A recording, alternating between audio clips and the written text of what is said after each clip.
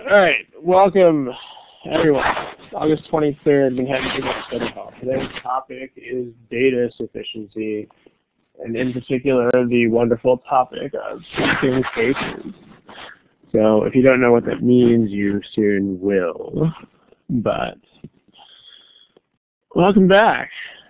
All right, here's a couple of rules for you to know before we get started.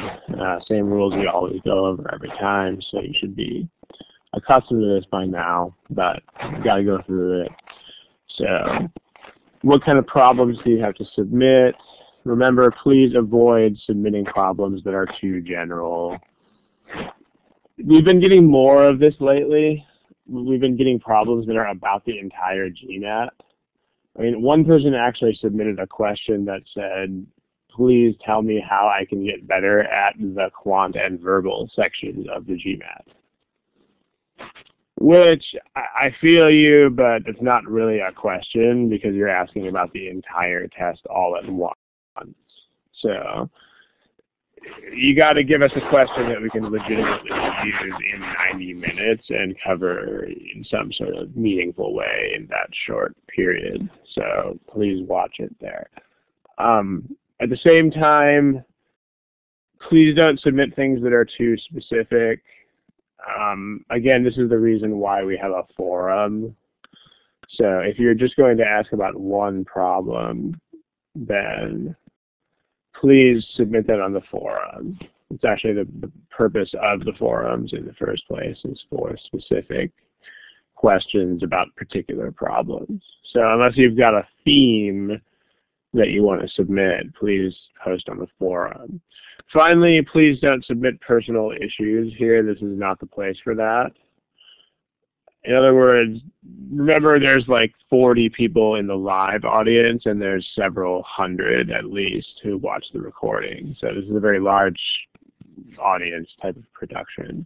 So we don't want to look at one person's personal study plan because that's not a topic that is of interest to the whole crowd here. So please don't submit stuff like here's my scores and here's my plan and so on and so forth. On our forum, we do have a place for that. We have a folder on the forum called the General Questions folder. It's the very first folder at the top of the forum. And that's where you should put things like study plan questions, individual things, stuff like that. And if it's a question about admissions, I mean, remember that we, at the end of the day, are not an admissions company. We're a GMAT prep company. So we don't really specialize in admissions, but we do team up with a company that does. That company is called MBA Mission. And they run this Ask an Admissions Consultant folder in our forum. So if you got questions, this is personal questions, this is where they go. As far as stuff that we should get as submissions, intermediate depth, this is the example we've had on here for a while, but this is not too broad and it's not too narrow. Meaning it's not, hi, I need help with quant, because that's not a study hall topic. That's like 100 of them. But this is also not a single problem. The median is a good example of a topic that is about right for a study hall. It's about the right degree of general for a session like this. And so it's a good thing. And then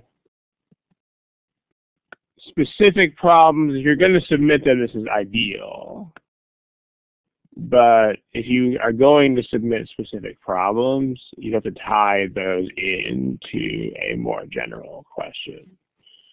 So otherwise, if it's just a specific problem, then please just post it on the forum. That's what that's for. But if you have a topic more generally to ask about, then that's a good submission. So like, I can't decide between these items. Could you present some material on other things or this or that type of modifier? So To the person who's saying you can't see text, it's because it's still loading. There's some sort of problem with your connection. Like I'm seeing an icon that's basically telling me that you're having issues with your whiteboard and your connection. So that's what's going on there. Okay.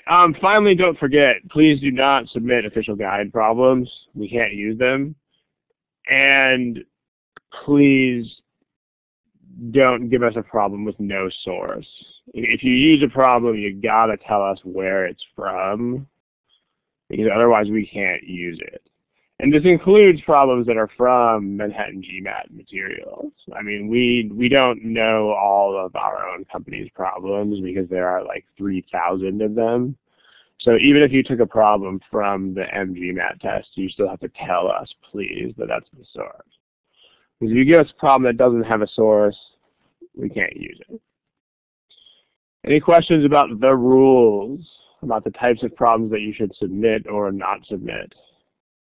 If you understand, then go ahead and give me a smiley face icon. The smiley face icon is, there's an icon that you can click. Let me show you where that is. There's an icon that you can click that's located here underneath your name. If you, that'll show up. I mean, it's not a text box thing. It's, yeah, some of you guys are finding it. The emoticons that are located here are things that will just show up temporarily and then go away.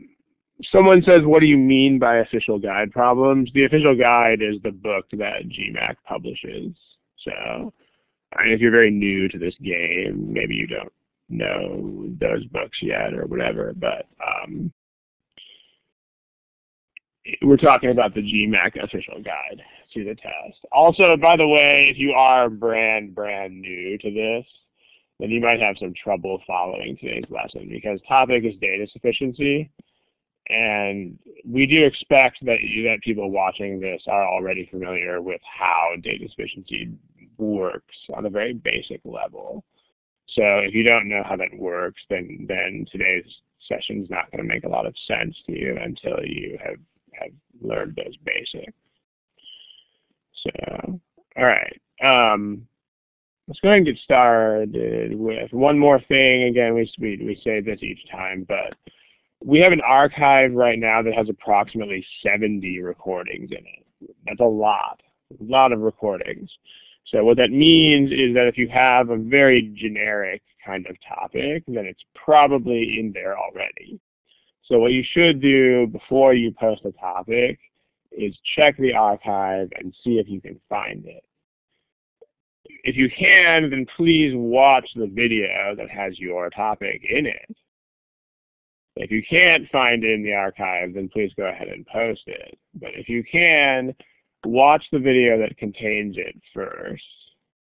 And then if you still have some sort of general enough question about that topic after you have checked the archive, then good to go. Yeah, there's a lot of sessions. I mean, we're not giving away the core material of the course. So the class is still something that people should buy. But this is meant to be a supplemental resource. But it is a good resource, we do think. That's why we've continued it for so long. All right, any questions about the rules? Smiley face, remember where to find the smiley face if you guys understand. All right, let's go ahead and move on. So once more, in case any of you are newly arrived here, this is the topic of the day. Data sufficiency, in particular testing cases. Also, a couple of things. First of all, here, when we give you multiple choice questions, here is where to select your answer. So you'll find an A-looking thing under your name. And that is where you pick your answers to multiple choice questions once they show up. So a couple of you are picking answers already. You're not going to be able to see each other's answers, but please select multiple choice answers here. Please do not, someone's clicking on the raise hand button. Please don't click that. It makes a bell sound that I think everybody hears and is sort of disruptive. Please, whatever you do, please do not write your multiple choice answers in the in the chat box. And then please don't click more than once,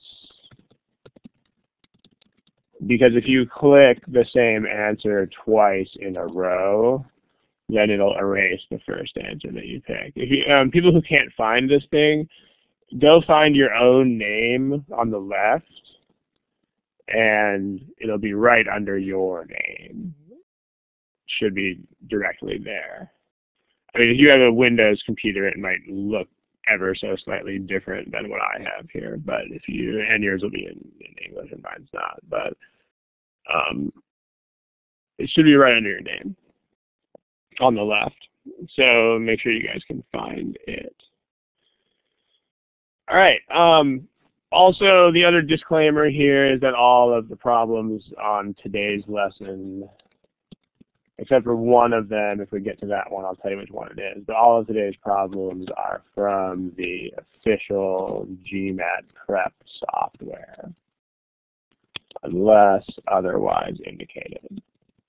So that's copyright GMAT. I mean, we're allowed to distribute and use those problems because they are free. But that is, we still have to tell you that it's copyright GMAT. What we cannot do is use the official guide problems because those are not free. I mean, those are actually a profit tool for GMAT. But GMAT prep we're allowed to use because they are free software questions. If you lost your multiple choice tab, I mean, you can also go to, you should be able to go to the tabs on top. And there, I mean, it's going to be kind of annoying for you to have to do this, but I think you should also be able to the person who asked this question. Yeah, you can do that. Tools, and then go to polling. And then you can go to respond. I mean, this is not as great as just being able to click something, but it'll still work. Okay, let's go ahead and get started. Also, it is expected that you guys understand what the answer choices are to data sufficiency. I can go ahead and throw them under the questions. But if you don't understand what sufficient means or how data sufficiency works in general, then you should probably watch this video as a recording after you are more in control of that stuff. So here's the first problem. There's no problem there. There's the first problem. Okay, what I'm going to do is, here's the answer choices if you should actually need them. You really should know these by this point, but if you're unfamiliar, there they are. Remember, please indicate your answers in the polling area. There's the polling area.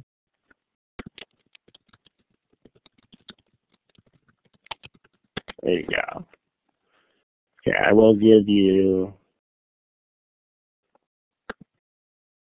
about maybe a minute and 45 seconds for this problem.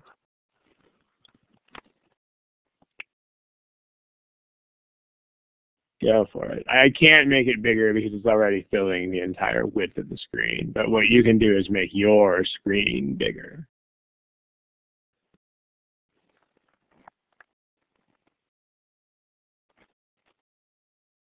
By the way, there are 5 people who already have answers to this, and all 5 of you are wrong.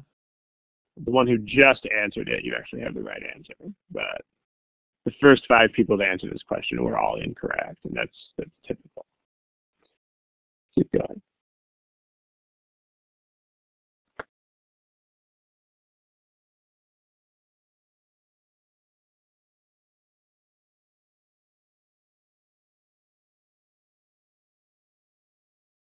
Okay, if you guys don't have an answer, please pick one. I'll give you about 10 or 15 more seconds. No, you can't. You can change your mind, but what you shouldn't do is pick the same letter twice in a row. Because if you can change your mind as many times as you want on these polls, but if you pick the same answer that's already up there, then what that'll do is it'll erase the answer that you just picked. So everybody pick something, please.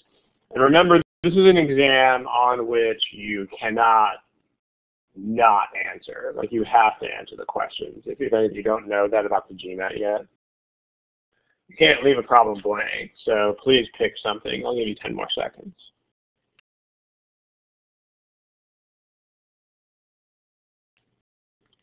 Okay, here are your class results. Actually pretty good. Let me go ahead and erase the answer choices too, because you guys know what they are. Here are your results. So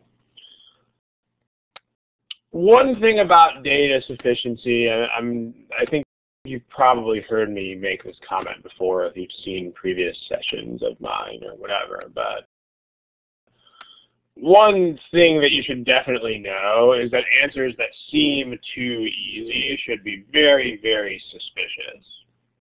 And on this problem, answer choice C probably seems a little bit too straightforward. I mean, this is the answer that 4 or 5 people picked after like 5 seconds, and it's not the right answer. So be careful here. But let's talk about what data sufficiency is on a very ground level here, and we'll see what this testing cases thing is all about. So, I mean, this looks like a stupid question, but let's make sure we get this on the ground.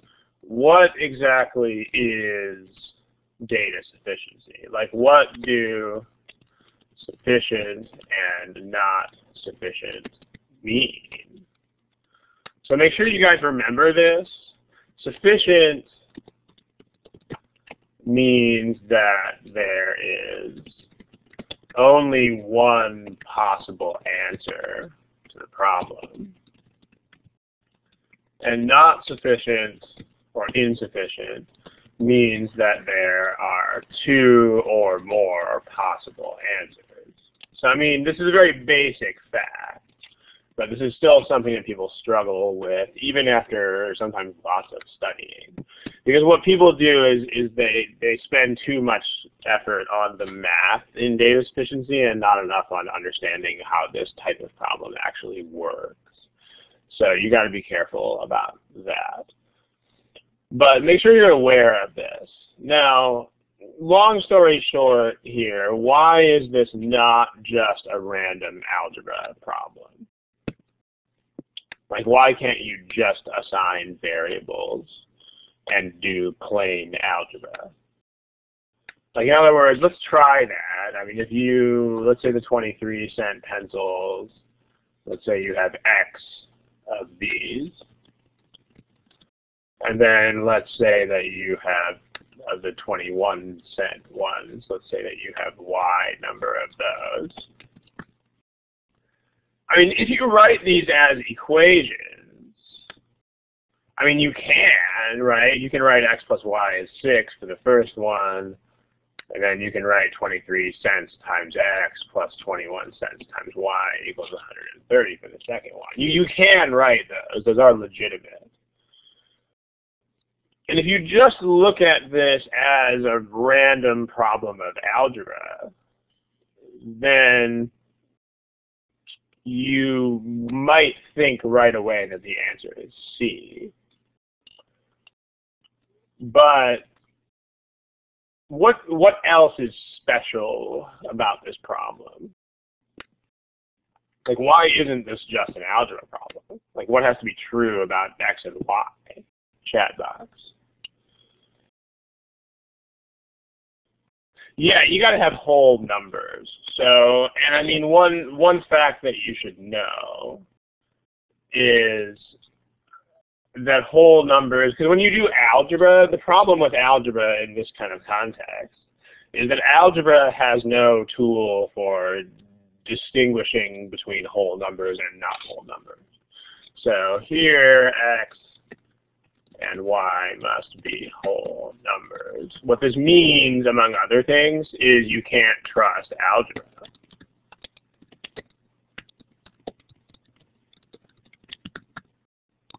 Because algebra doesn't, I mean, algebra will only tell you whether there's a unique solution or not if you are thinking strictly in terms of like all numbers being the same. So, and that's not true here because there's these privileged numbers that are whole numbers, and then all the other numbers are not as special as those. So what are we left with doing here?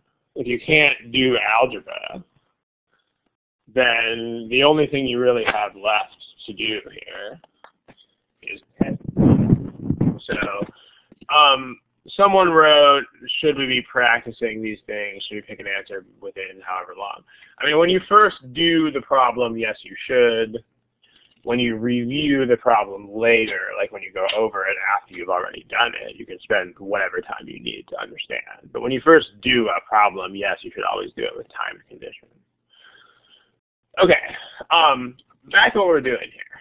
So what you have to do in this problem, and what is a very useful technique on others, even if you don't have to do it, is testing cases. Talk about what that means. What testing cases means, because remember what sufficient and not sufficient are. Sufficient means you can only get a single possible answer to the question. Not sufficient means that you can get two or more answers to the question. So testing cases means you just come up with a list of possible cases. In other words, situations that satisfy the statements that you're dealing with.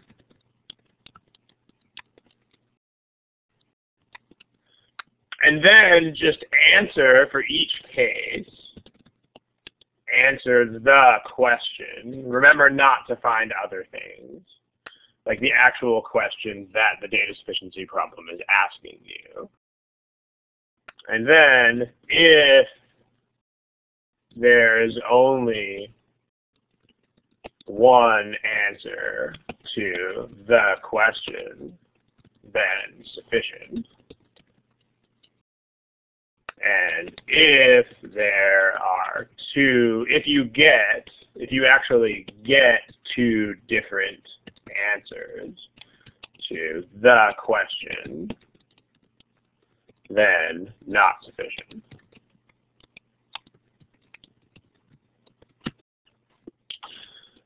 So this is what testing cases is. It's not really like the world's most complicated method, but it is something that people don't do as often as they can. And especially on problems like this, on this problem, testing cases is actually what you have to do. So let's take a look. Let's take a look at statement 1. Statement 1 means that x plus y is 6, where x and y are whole numbers. So x plus y is 6. So let's just come up with cases for x and y. Well, let's find whole numbers that add up to 6. I mean, we could have 1 and 5. We could have 2 and 4. Do we have to keep going here? We do not have to keep going. Why not?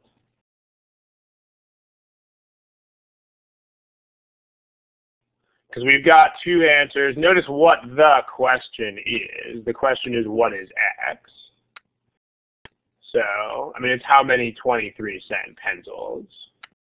So in terms of the x and y that we defined here, this question is, what is the value of x? So we just found two values for that variable. So two different answers not sufficient. By the way, this is the main advantage of the testing cases method, apart from the fact that you have to do it sometimes, is that it's very nice for proving that things are insufficient. Because like with algebra, when algebra does work, it's very nice for proving when things are sufficient. Because, you know, if you get everything to click, so to speak, then it's nice. But the problem with an algebraic approach is that it's not very good when it comes to proving that things are insufficient. So that's where testing cases really shines, because if you can just make two different answers come up, then you've got a statement that's insufficient. Now let's do this for statement 2 and let's see what happens. So let's try to come up with whole numbers that satisfy 23x and 21y. And then let's see if we can get that to happen. Okay, well, 23 times a whole number. I mean, what could 23x be in this problem? Like, what numbers could actually be 23x?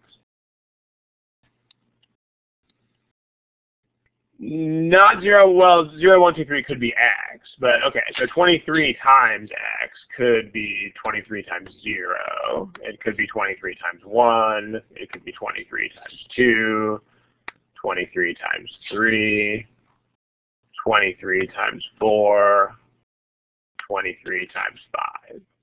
And then we're done because all the numbers bigger than that are too big. I mean, we have to have a total of 130 cents. So if you add 23 more cents here, you get more than that. Now, the sum has to be 130. So if 23x is supposed to be 0, then what would 21y have to be? 21y would have to be 130 because you're subtracting to figure that out. The problem here is that that doesn't work. Like, 130 is not a multiple of 21 cents. So this case just doesn't count. So when you do case testing, make sure you know this. If a case actually doesn't even satisfy the requirements of the problem, then it's not a no or a yes to the question. It's not any kind of answer to the question. It just doesn't count. If 23x is trying to be 23 cents, then 21y would have to be 130 minus 23. Again, we have the same issue. 107 is not a multiple of 21 cents. If this is 46, this is 84. That works because that means you've got yourself 2 of these pencils and 4 of those. Are we done at this point? Yes or no, chat box. Are we finished?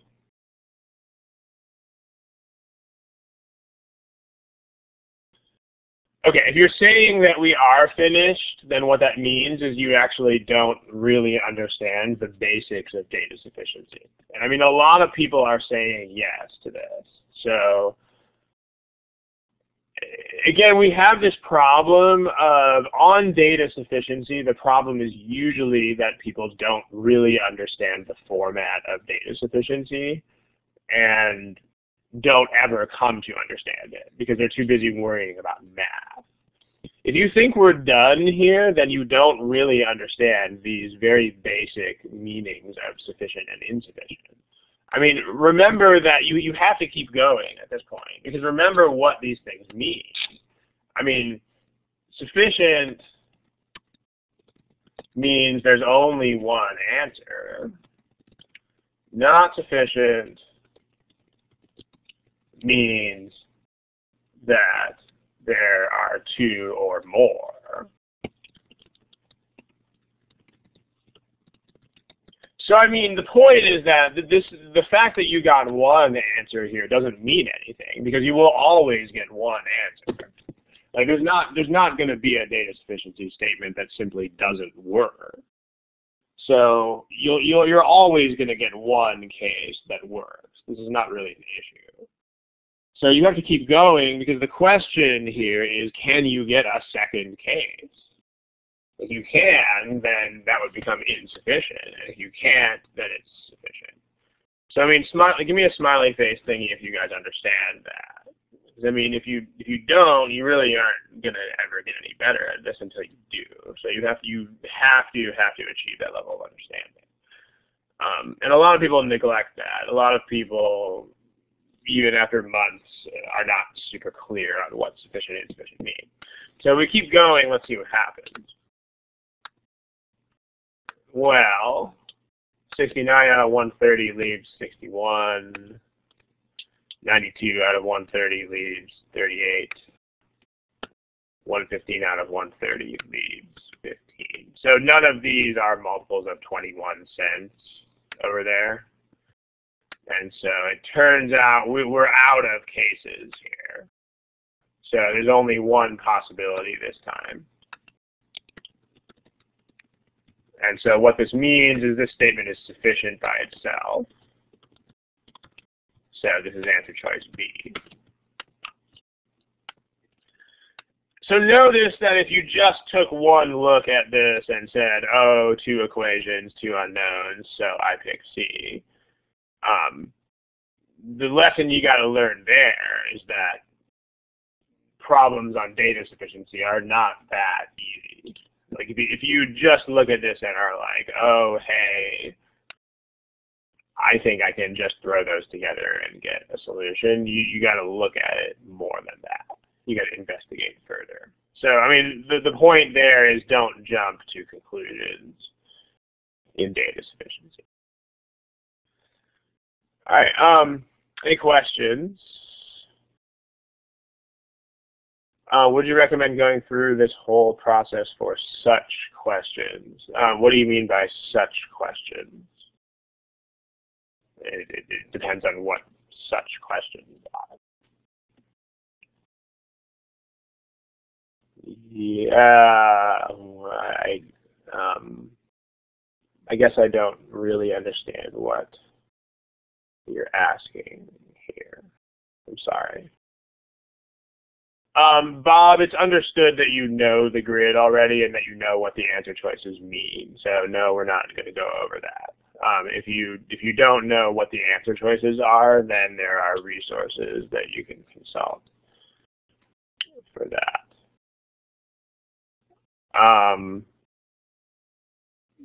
No, Max, that doesn't work.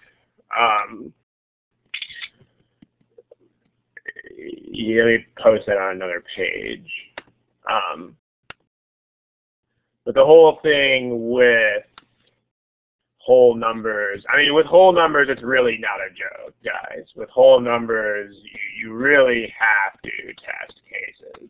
So, like, I mean, some people are very persistent about trying to find an algebra solution to this.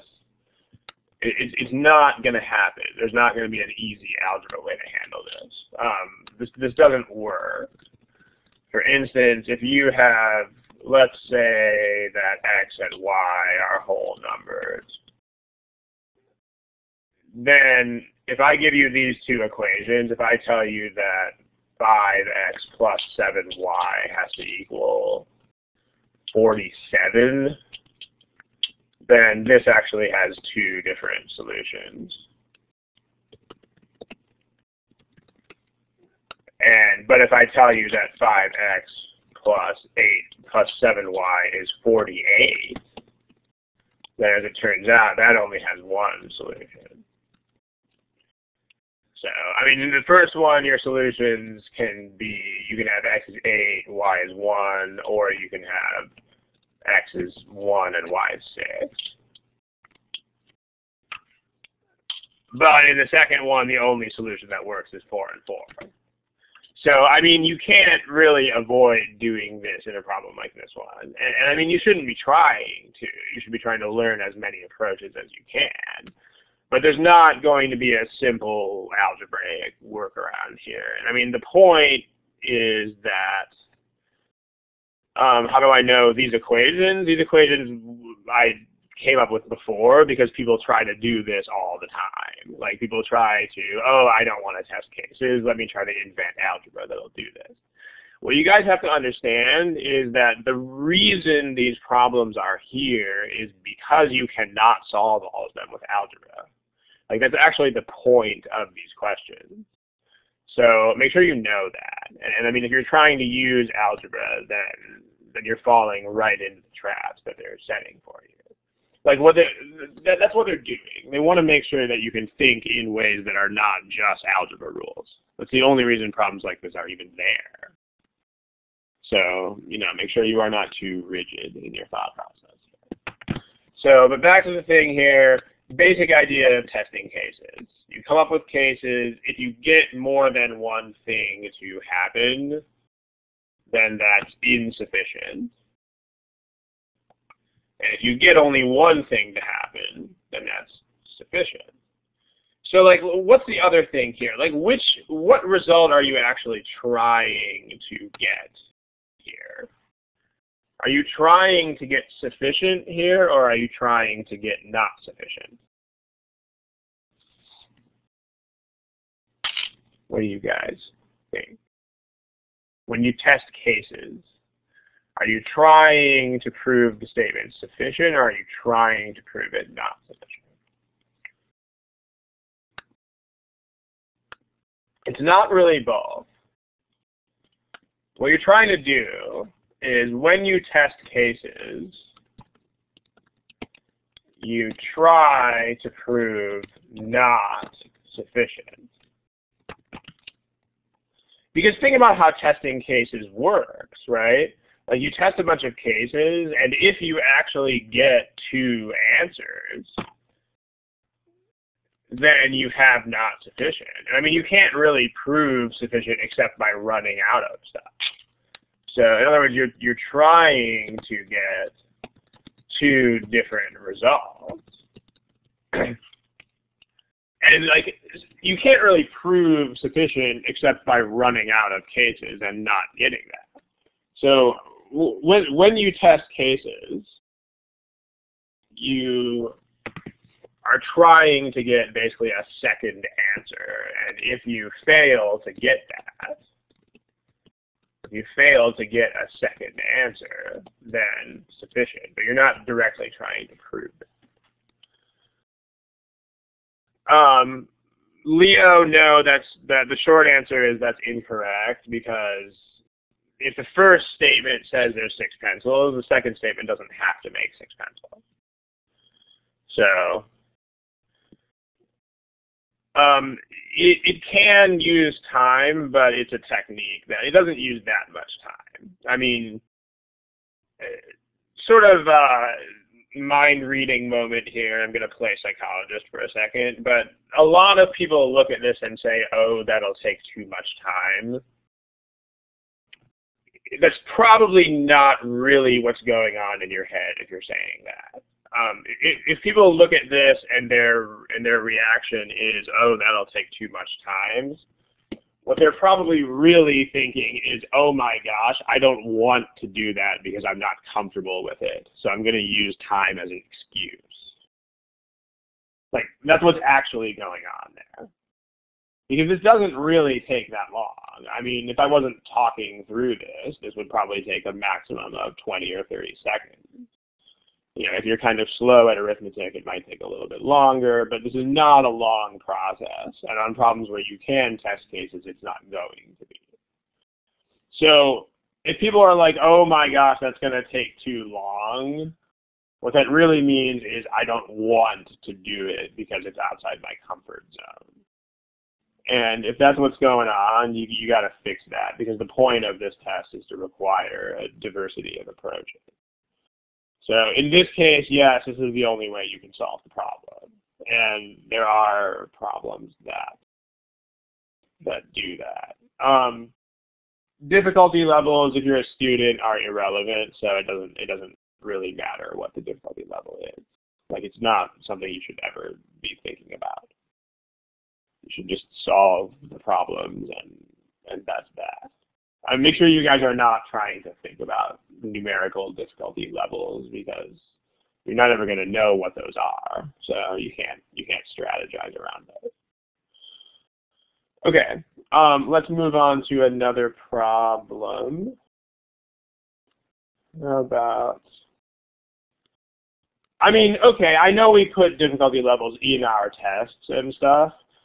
Let me tell you a secret. The reason we do that is because, unfortunately, we sell more tests that way. But you really shouldn't be thinking about the difficulty levels. There's a lot of people out there who want to buy stuff that has difficulty levels in it. So, and it is a parameter that exists. It is a thing. But as a student, you can't plan any sort of strategy around that. So make sure you don't. It is kind of a thing, right? Because there are things that people should want, and there are things that they do want, and they're not really the same. But anyway, back to a problem. Try this. Again, remember where the polling answers are located. So please don't answer in the text box. And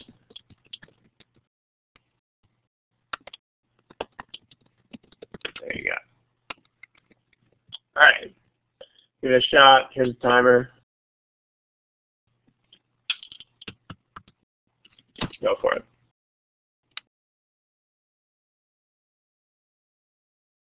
Okay, if you don't have an answer to this, please pick one in the next 15 or 20 seconds. Thanks.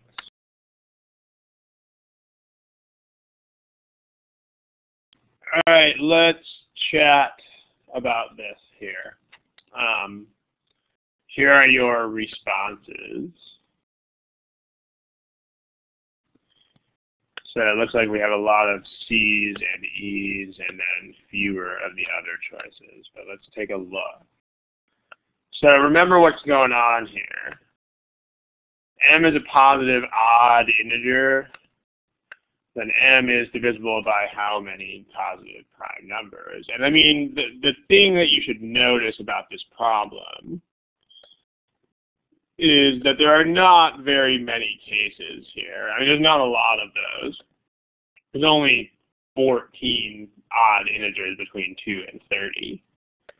So, if you have a problem, like you have a data sufficiency problem with few cases, generally testing cases is often the safest approach. Because the thing with testing cases is that there's no weird subtleties to it. There's no things that can trip you up, and there's no little exceptions to rules and stuff, because there's not really rules. There's just, okay, I'm going to throw this stuff in there and see what falls out. So you just have to do it and see if it happens. It's the same thing. It's the same thing that's the beauty of this problem right here, is that you don't have to know why this only gives you one solution. It just does. It's like this gentleman here was asking about, is there all this stuff with least common multiple and blah, blah, blah, and whatever. Not really. Number one, there's not really rules like that in the first place. But also, number two, you just don't have to think about it. That's the advantage of doing this. With a testing cases approach, you don't need to use any theory at all. You just have to throw stuff in there and see what falls out. Kind of nice. So let's look at this problem. So M has to be one of these numbers. And remember, don't forget to answer the question. Okay, the question is not what is M. The question is this. M is divisible by how many different primes? So whatever you do, don't forget to answer the actual question that is the question. It's where a lot of people go wrong. So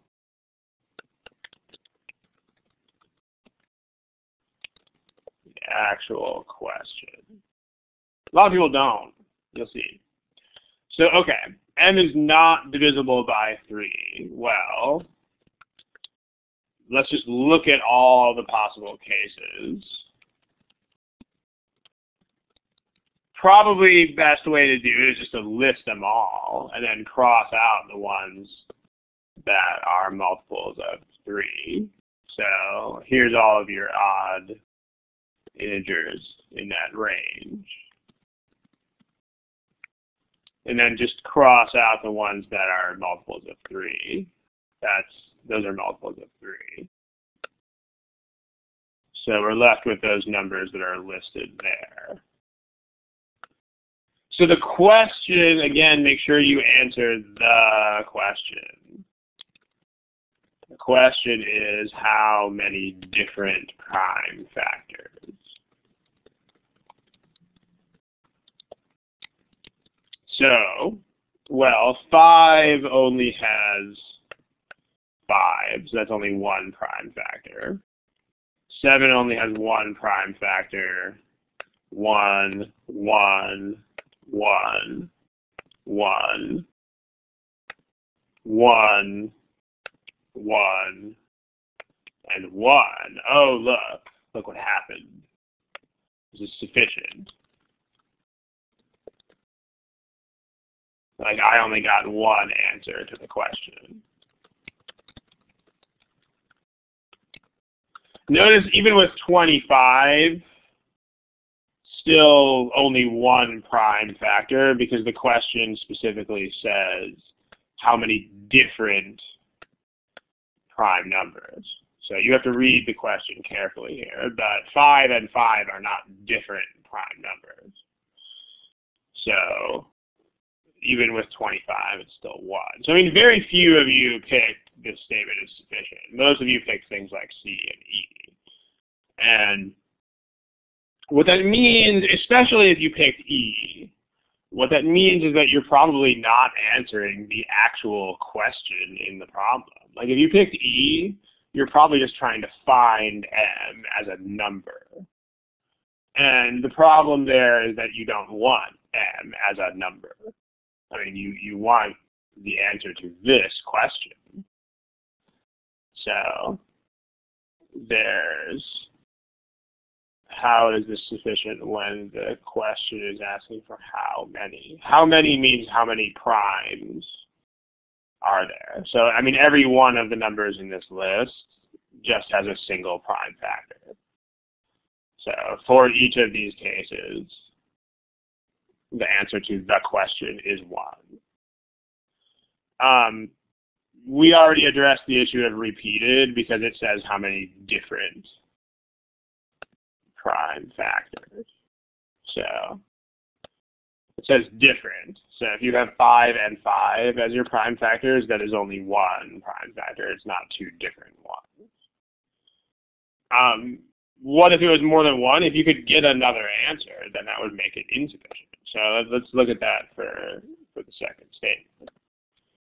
So statement 2, let's look at all possible cases again, write them out. So here's all of those odd numbers that we're considering. And then we cross out the ones that are multiples of 5.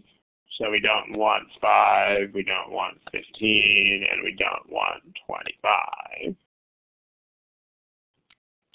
And then the question that we're actually trying to answer here is how many different prime factors. So 3 only has one prime factor. Remember, we're trying to prove insufficient. So now that we only have one prime factor here, we're looking for a different number of prime factors. So we can skip ahead of all these other numbers and go up to a number that has more than one. Like, okay, here's 21. 21 is 3 times 7. So that has 2 different prime factors. So this is actually two different answers to the question. So this is not sufficient. Versus in this statement up here, you got a lot of cases, but you only had one answer over and over and over again, and it was impossible to get another answer. Mitch, you got to ask a more specific question than that. We're trying to answer this.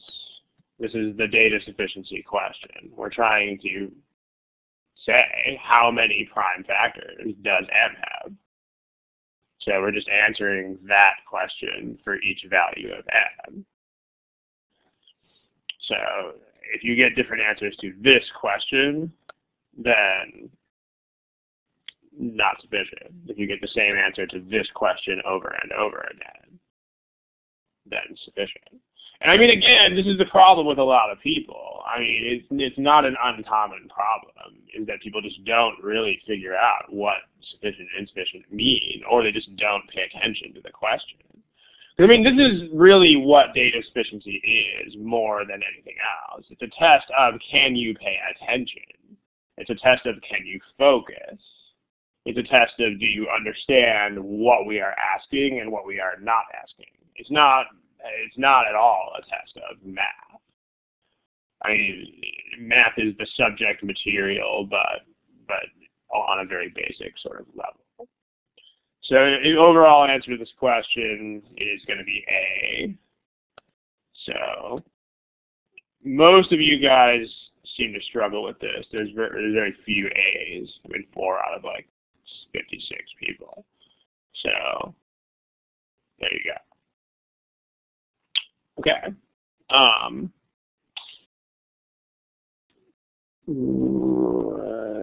I see soccer and footballs in your question there. PC, that won't ever happen because that if you only get one answer out of each statement, it'll be the same. Nora, I can't repeat everything that I just said. If you have a more specific question, please ask it.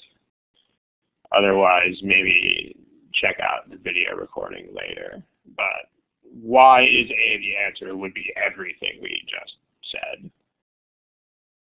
I only got one answer. It means that my answer was 1 every single time. So that's sufficient. I got a single answer over and over and over and over and over again. So that's what happened. I mean, I get more than 1 M, but it doesn't matter. Nora, answer the question for each one. I mean, we've talked about the case of 25 here several times already, but the question is how many prime numbers are there that go into it?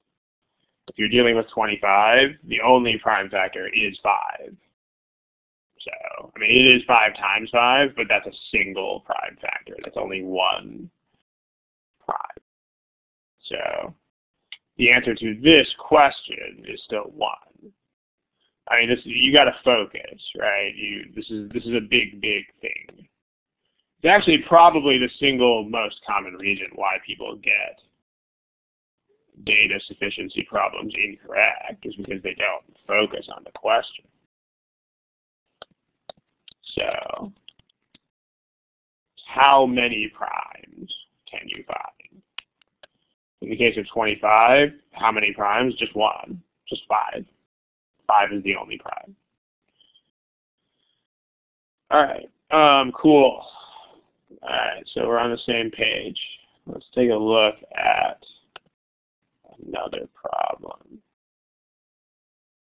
Let's say,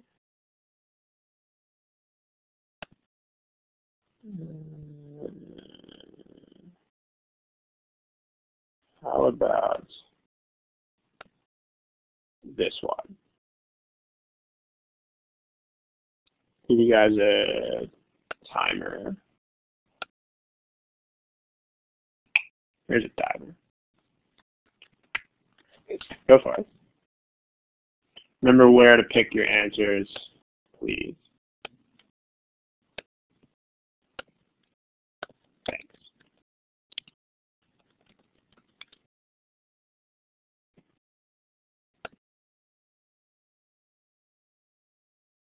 All right, make sure you guys all pick an answer here. There's only, I think, a total of about 35 answers so far, and there are 57 people here. So that means a lot of you haven't answered the question yet. So please do so. I'll give you about 15, 20 more seconds to do that. But if you have to make a guess, please make one.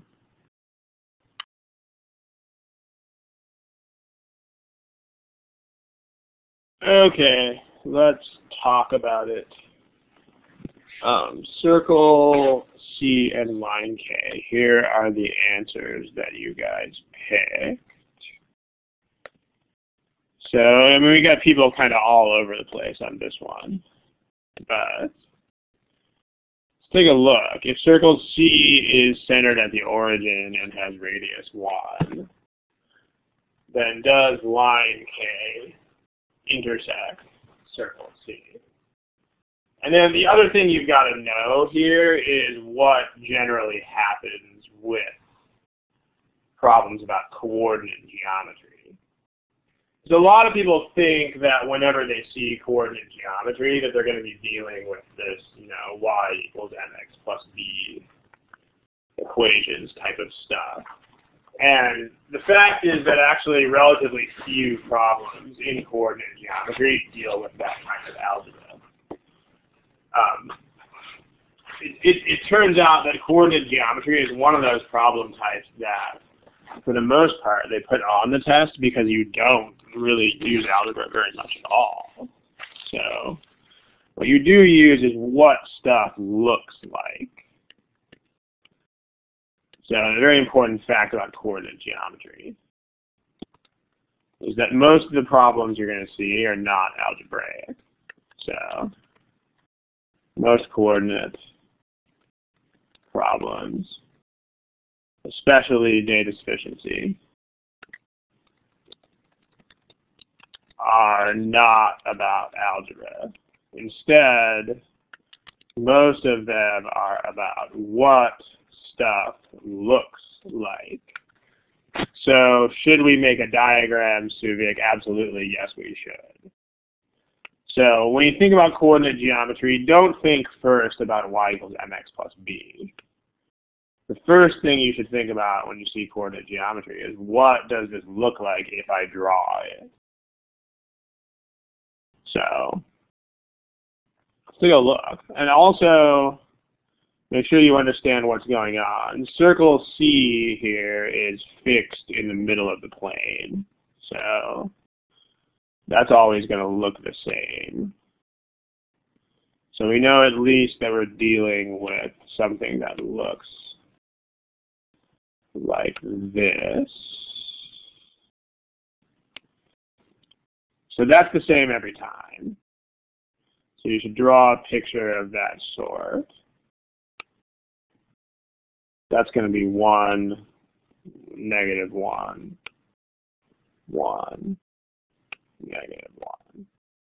So this we've got over and over and over again. So let me graphic that. All right. So this is the situation that we're dealing with, and then we need to put a line on there called K. So if circle C is centered at the origin and has radius 1, so does line K intersect the circle? So if you are testing cases, what are you trying to make happen?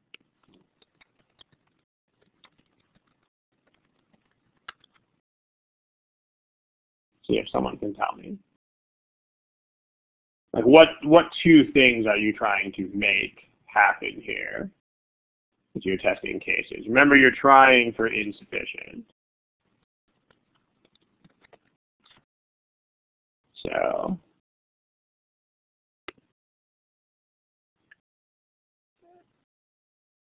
what does that mean, though? Like, what are you trying to do? There you go.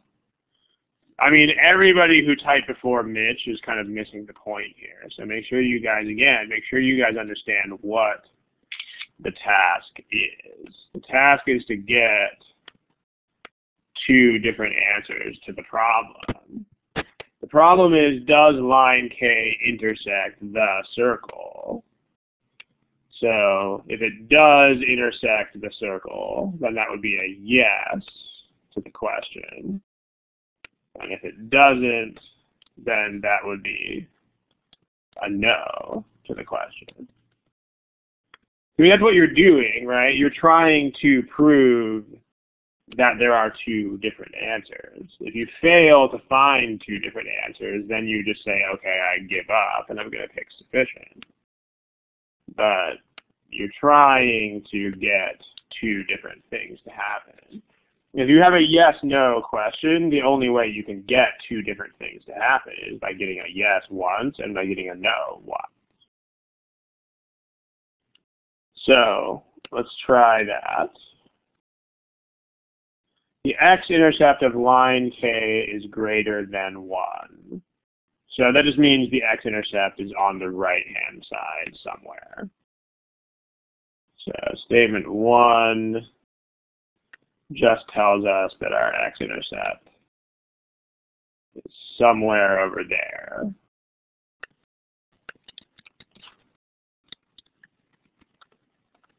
It is somewhere in the purple zone.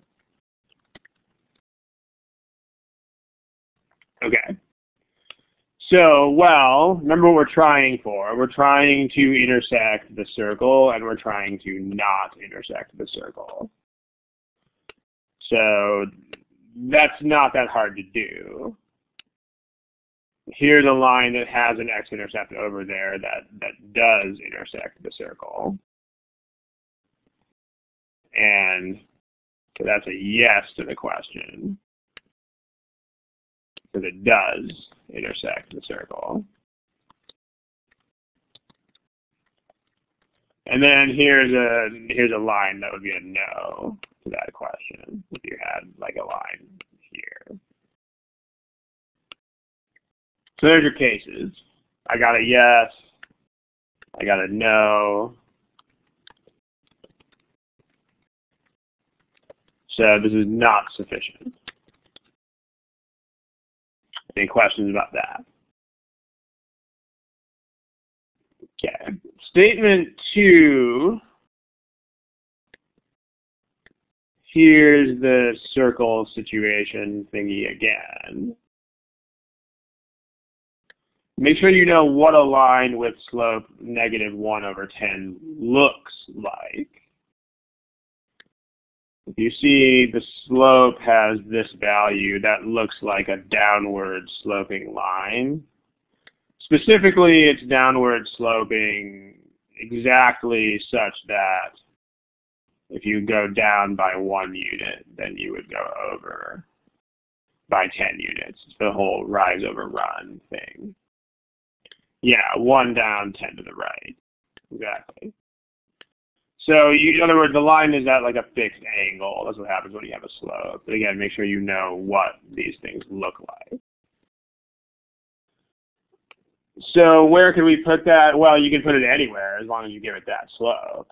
So this could be a no if it's over there. Or it could be a yes. So, still insufficient. That's got the right slope and doesn't intersect, and this one has the right slope and does intersect the circle. So that's not sufficient either. So notice statement 1 wasn't sufficient. Statement 2 is not sufficient either. So what we have to do now is do it together. The x-intercept means where does it hit the x-axis? Yeah. Okay, so here's together. Let's try to use both statements together. Let's see what happens. statements together. So again, here's your grid. And we need to have an x-intercept that's over here somewhere in the pink zone.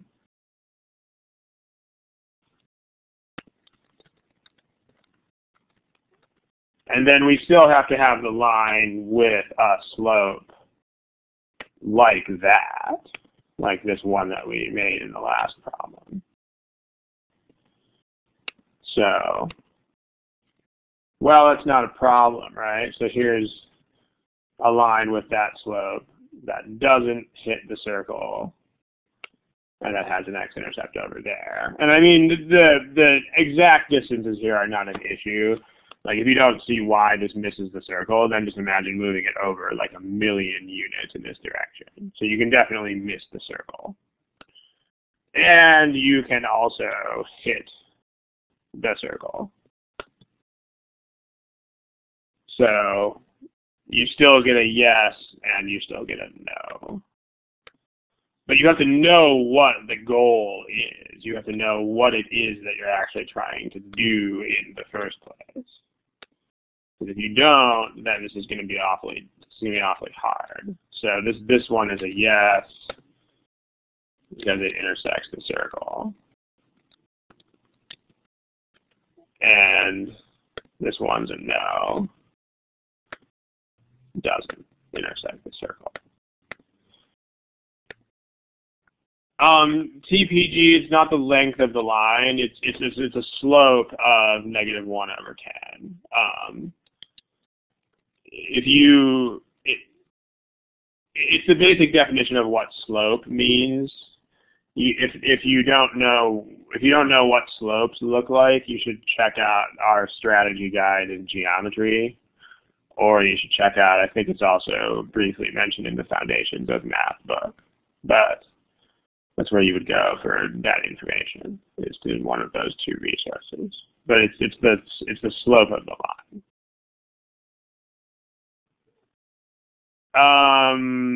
I don't really know what you are asking me, Abhishek.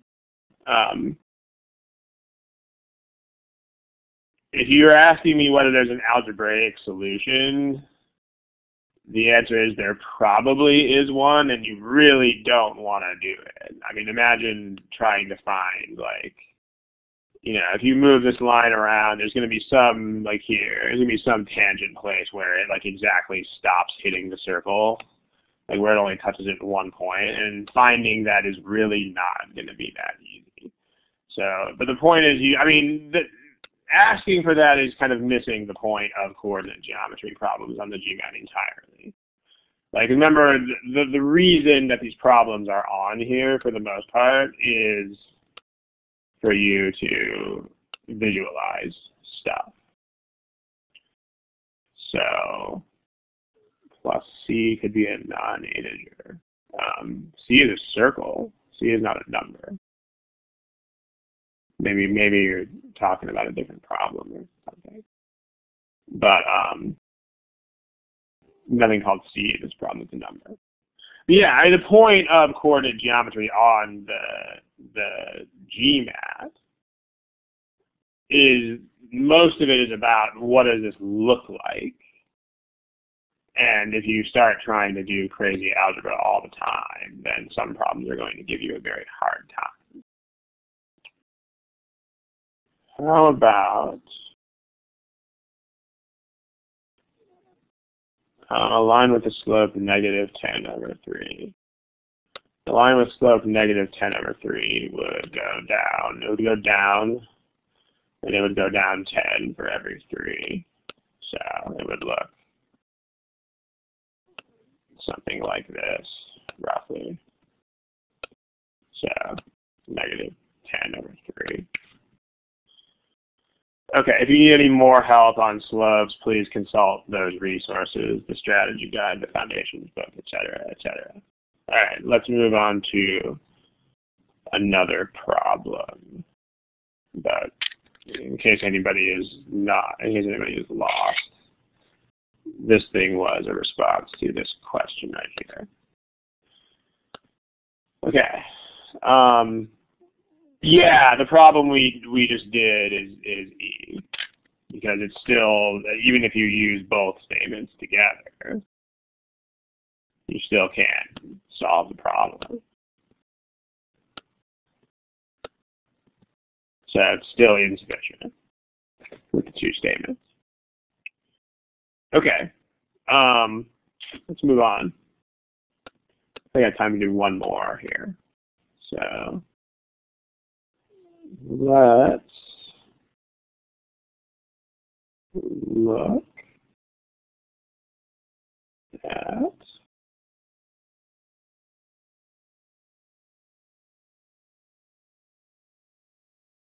this problem. Let's look at another coordinate geometry one. All right, good times for everybody. This will be the last problem that we have today. I will give you a timer so that you can have loads and loads of fun. Here you go. Okay, most of you, actually about half of you, still don't have answers yet. So take another minute or so if you have to. But go ahead and answer, please.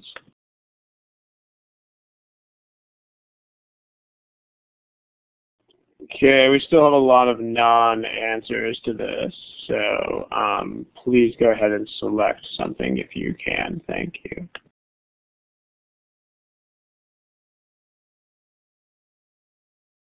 Okay, here are your answers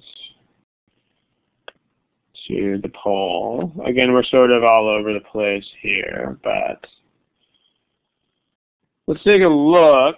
What do we definitely have? We definitely have a coordinate grid. We're sort of running short on time here, so let's make it fast. We have a coordinate grid. That's a bad coordinate grid. Let's try that again. We have a coordinate grid where two things intersect at 4, 3. And again, this is more a thing about it's more a thing about appearances than about algebra.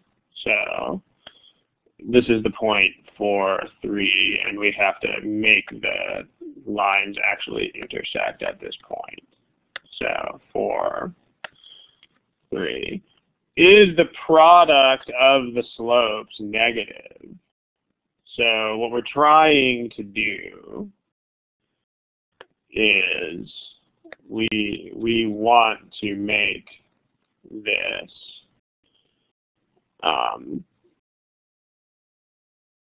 we want to make this,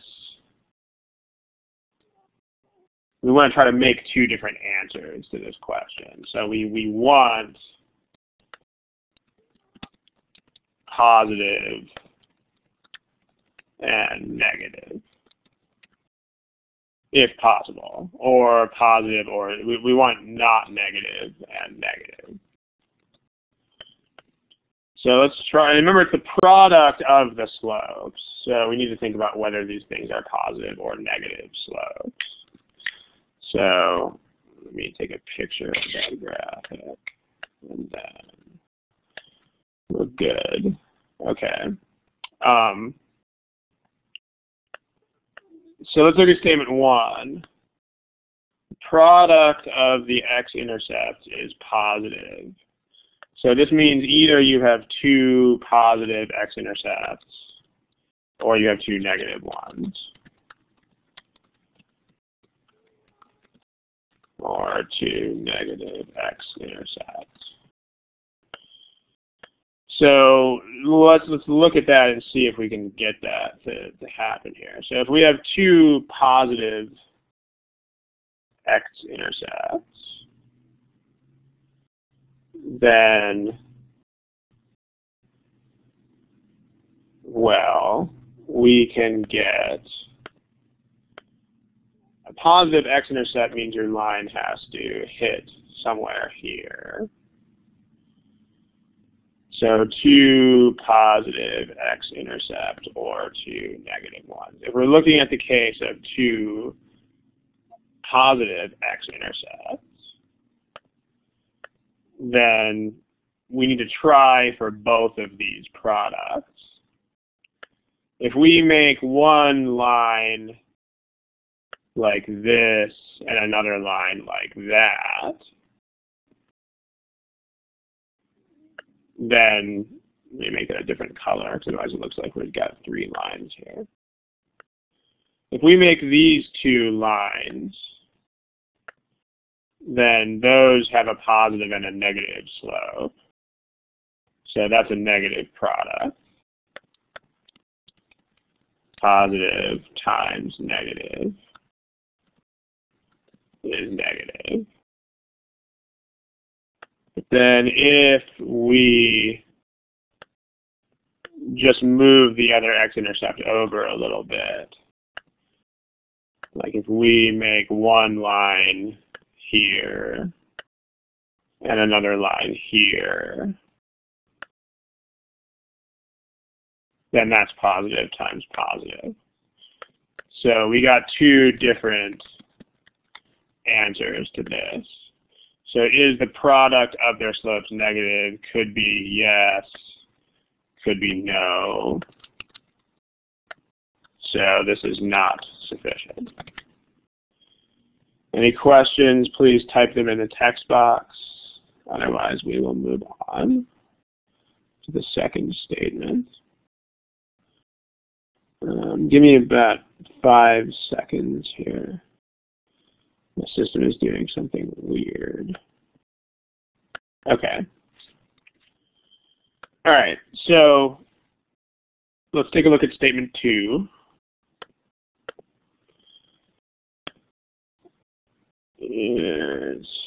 For statement 1, shouldn't the x-intercepts be less than 0? We don't have to. Okay, let's talk about that again.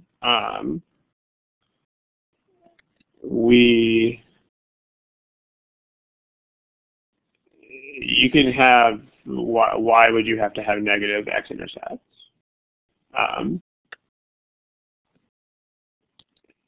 Remember that both, oh, okay, I see where you guys are going with this.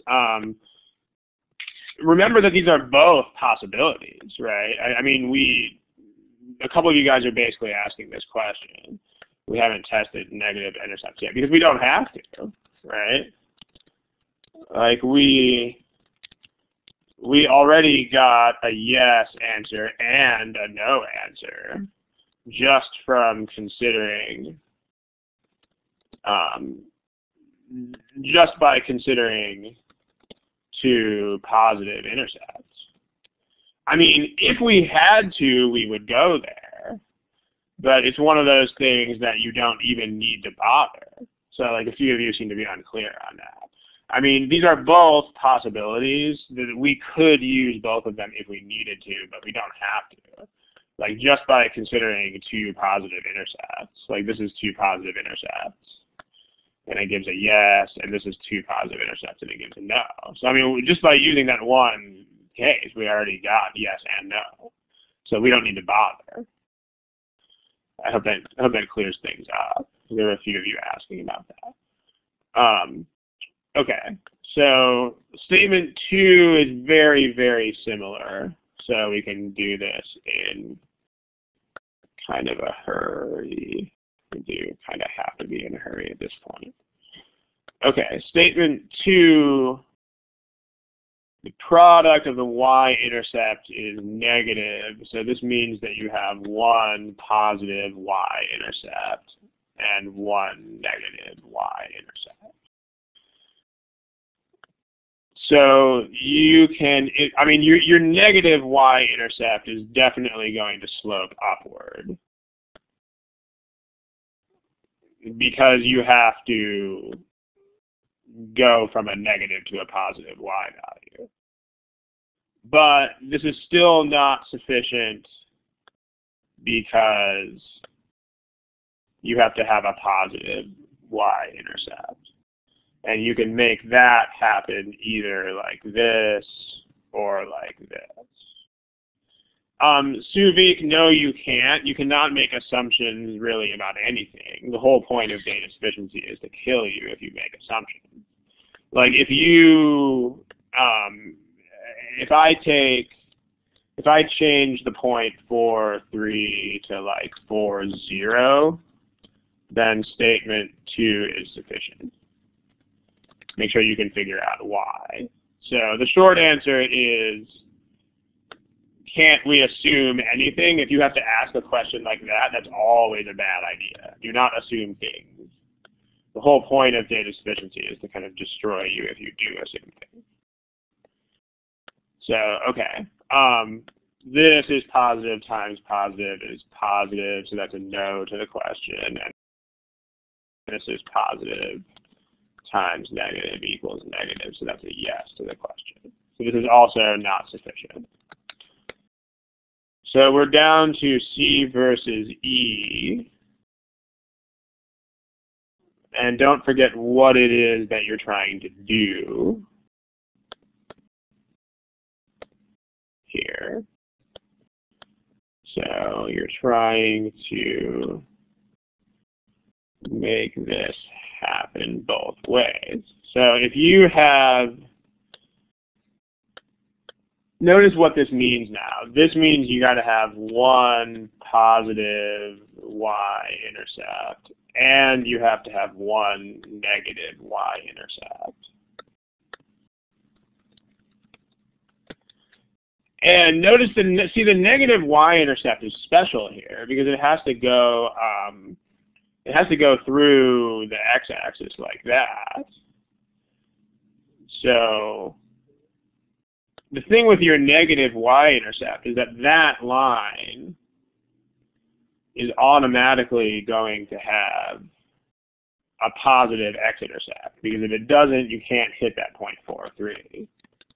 So this line must have a positive x-intercept. It's easy to see that in the picture. It's very hard without that.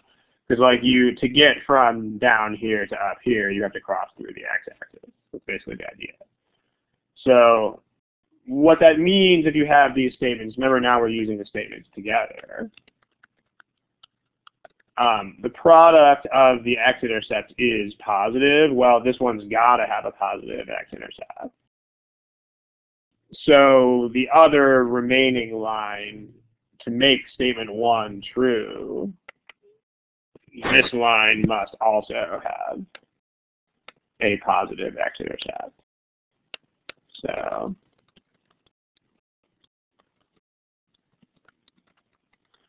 that means you've got a positive y and a positive x-intercept. That means your line slopes downward. So it means that your line has to look, I mean, it could look like this, or it could look like this, or it could look like that, or whatever else. But if you have a positive y-intercept and a positive x-intercept, then you have a negative slope. That's the only way that can happen. So this is enough to answer the question, because the blue line, the line that we're writing about in blue text here, must have a negative y-intercept and positive x-intercept. So that's a positive slope.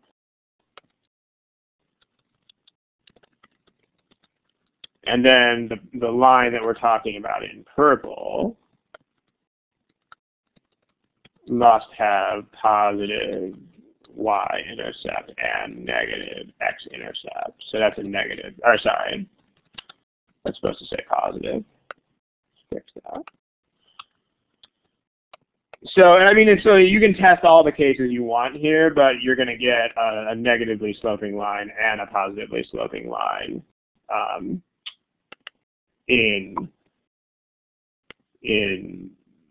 you're going to have that in every possible case. So in all cases here, it's positive times negative equals negative. So that's sufficient. The answer is C. Again, people who are saying, oh, it takes quite a few minutes, this one, I'm telling you, that's still, oh, I don't want to do it, I'm not comfortable with it. I can guarantee you that's what's really happening there. I mean, the only reason this took so long to do is because I had to draw things on an awkward online classroom, and I had to talk about them while I was doing it. I mean, if you guys are doing this on your own exam with a pen and that yellow pad, and you're not talking to anybody, then this really doesn't take that much time at all.